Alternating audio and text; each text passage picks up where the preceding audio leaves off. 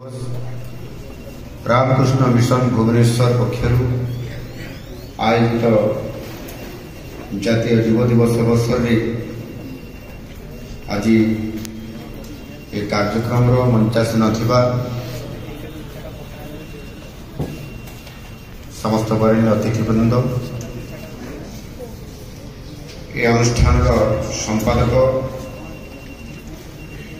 September 11 तारीख में अमेरिकार चिकागो सहर में अनुष्ठित धार्मिक सभा भाषण एक इतिहास सृष्टि करथिला।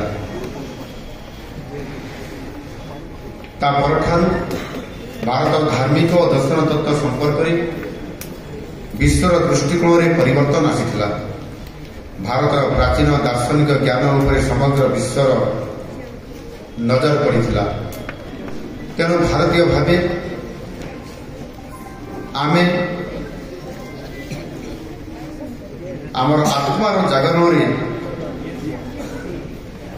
जेभली भाव से दिन ठार गोटे विराट परिवर्तन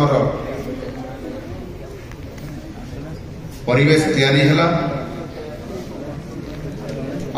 भारतीय भावे आमर आत्मार जागरण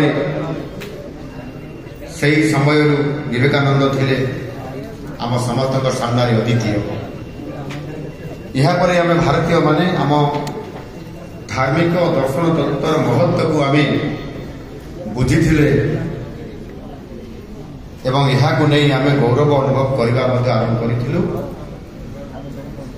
जिते बेले अमेरिकार चिकागो सहर